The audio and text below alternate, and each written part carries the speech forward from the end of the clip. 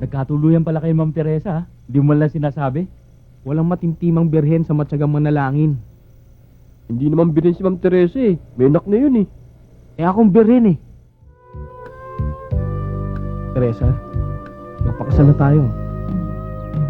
Hindi pwede. Kasal kami ni Arturo, di ba? Eh nakakulong naman siya eh. Angelo, valid pa rin yung kasal namin. At may karapatan siyang maghabol. Magdemanda. Eh di magsama na lang tayo. Ganun din yun, di ba? Paano tayo?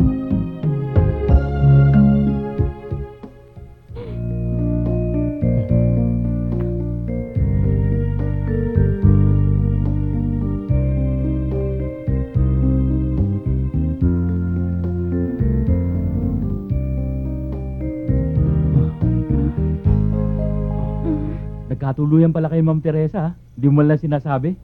Walang matimtimang birhen sa matyagang manalangin. Hindi naman birin si Ma'am Teresa eh. May anak na yun eh. Eh akong birhen eh. Siguro matyaga lang talaga siya sa kadadalangin para makahanap ng katulad ko.